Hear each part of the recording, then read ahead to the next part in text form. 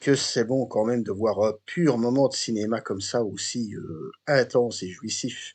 Salut à tous! Alors aujourd'hui, je poursuis donc mon cycle Evil Dead en vous parlant donc de Evil Dead 2, donc Evil Dead 2, toujours réalisé par Sam Raimi et sorti en 1987, avec dans les rôles principaux le retour de Bruce Campbell dans le rôle de Ash Williams, et également Sarah Berry ou encore Dan Hicks. Le résumé en quelques mots, Ash et sa copine se rendent dans la cabane d'un certain professeur Nobi qui a mystérieusement disparu après avoir eu en sa possession quelques pages du livre des morts, un redoutable grimoire disparu au XIVe siècle et responsable de pas mal de bains de sang. Alors, qu'est-ce que je pense de cette suite entre gros guillemets qui n'en est pas vraiment une? Eh bien, ma foi, je l'adore, c'est mon préféré de la saga, tout simplement. Alors, commençons par la mise en scène. Alors déjà, ce qui frappe, c'est qu'on a quasiment une idée par plan, littéralement. C'est mené à un rythme d'enfer, ça ne s'arrête jamais. On est dans un montage très frénétique, mais en même temps lisible. C'est tout le génie de Sam Raimi, c'est-à-dire qu'on retrouve ce que j'ai appelé dans ma vidéo sur le premier Evil Dead, la signature Raimiesque, a donc un mélange de plans décalés, comme ça, pour montrer les personnages en opposition face à quelque chose, une menace ou un ennemi qui les dépasse physiquement et psychologiquement. Des zooms ultra rapides et même ultra agressifs, hein, avec toujours comme ça c'est la shaky cam, hein, comme je l'ai évoqué dans le premier, avec en plus ces sons stridents comme ça, très très sombres, très malaisants.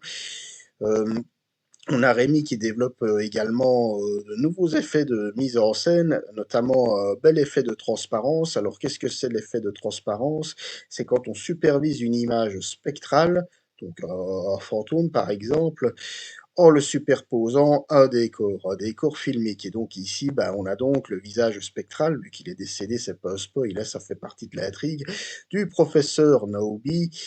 Donc, on va voir le visage, et donc sous forme spectrale, du professeur Naobi à l'intérieur de la cabane où se trouvent Ash et la fille de ce dernier, qui vont devoir s'entraider pour faire face à la menace. Et alors surtout, ce qui caractérise le film, ça j'y reviendrai plus dans la partie scénario, c'est qu'il est construit quasiment comme un cartoon. Voilà, Sam Raimi étant grand admirateur de Tex Avery, là ici on est dans du pur Tex Avery, mais version gore ultra plus.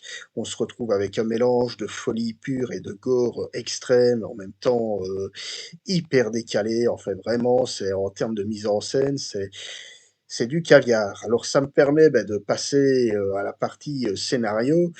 Alors, c'est pourquoi est-ce que je parlais de suite entre guillemets? Parce que c'est pas vraiment une suite. J'ai envie de dire, c'en est même pas une du tout. C'est presque un remake.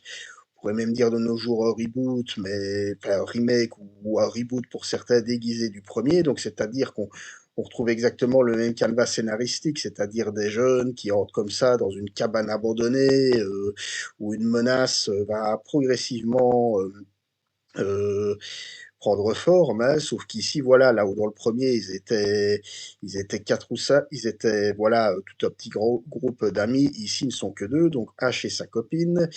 Et ici, sans vouloir trop en dire, bon, même si le film est très connu, H va rapidement devoir faire face cette fois-ci tout seul. J'ai envie de dire, ce film, c'est presque stand-alone déguisé, quoi. Je veux dire, en plus d'être un remake déguisé, on peut dire que c'est un stand-alone déguisé. On va voir le pauvre Ash qui, tel le coyote de Bip Bip et Coyote, ou Gros Minet, Titi Gros Minet, ou même Tom, hein, le chat de Tom et Jerry, s'en prendre, mais plein la tronche pendant tout le film, être victime des pires maltraitances qui soient. Et c'est là qu'on sent tout le côté cartoon, parce que dans la vraie vie, il serait mort en une minute, hein, le pauvre Hashmi ici, il résiste quasiment à tout. Voilà, donc on va le voir à un moment donné, enfin, je veux dire, je veux dire, voilà, être possédé par les démons, et on va le voir littéralement se renverser, hein, donc scène culte de chez culte, mais de toute façon, quasiment toutes les scènes de ce film, j'ai envie de dire, sont cultes et passent à la postérité. On va voir H donc se briser littéralement des assiettes sur le visage, voir sa main possédée, se couper la main, sa main possédée par le diable, sa main lui répond par un doigt d'honneur.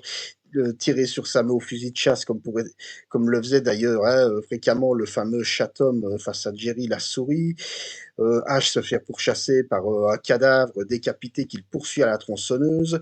Ash lui-même qui est plus du tout le même perso que dans le premier. Dans le premier, c'est un personnage lambda qui essayait juste de sauver sa peau et qui était même assez courageux. Ici, bon, il est toujours courageux, mais c'est avant tout une victime, et alors aussi un beauf, quoi. Je veux dire, on le voit dans sa relation avec sa copine, il est là, petit sourire en coin, en mode ah, groovy, baby, ou quoi. Donc, déjà là, on a le début de ce que va devenir Ash au fil de la saga, hein, donc c'est-à-dire un personnage à la fois très beau, enfin, je veux dire, même on peut dire très macho, voilà, très égoïste aussi, hein, parce qu'on le verra plus tard dans le 3, mais que voilà, on peut pas vraiment dire qu'il respecte véritablement les femmes, voilà. Et mais surtout, voilà, ça ne l'empêche pas d'être très courageux et surtout de faire preuve d'une forte résistance, voilà, tout en étant pur personnage, martyrisé du début à la fin. D'ailleurs, Sam Raimi, sur le tournage, n'a pas ménagé ce pauvre Bruce Campbell, parce que paraît-il, Sam Raimi s'amusait lui-même à lui donner de légers coups de bâton pour vraiment que Bruce Campbell fasse ressortir cette souffrance authentique. Voilà. Donc on est dans du Tex Avery pur qui ne se refuse rien. On a même une séquence d'hallucination où Ash va voir littéralement les objets qui l'entourent prendre vie autour de lui, et notamment cette fameuse tête de cerf, hein, qui va lui ricaner au visage, et même une lampe, hein, je veux dire, qui va littéralement se moquer de lui. Enfin voilà, on bascule de là où le premier était un film d'horreur pur, avec de temps en temps de ci, de là, des saillies d'humour noir. Et ici, voilà, même si on a toujours des séquences d'horreur pure, hein, on a quand même des personnages qui meurent de manière très gore et, je vais me dire, assez dérangeante. D'ailleurs, les maquillages, les effets spéciaux à ce niveau-là sont tout aussi inventifs que dans le premier. Alors, on sent que même si on est encore sur du petit budget, Sam Raimi a bénéficié, je veux dire, d'un budget quand même un peu plus conséquent. Le film a été produit quand même par un certain Dino De Laurentiis, qui n'est rien moins que l'un des producteurs les plus influents, je veux dire, de l'époque, hein, des années 70, 80, même un peu 90. Et ici, bon, on sent que le budget, Sam Raimi l'utilise sciemment et en profite pour donner libre cours à sa folie créative en se disant, bah allez, ça y est, j'ai les moyens de faire un cartoon live, je vais faire un cartoon live à ma sauce, au point qu'en voyant ce film, je ne peux pas m'empêcher de me dire qu'un certain Peter Jackson s'en a un peu inspiré pour son Blinded qui sortira quelques années plus tard.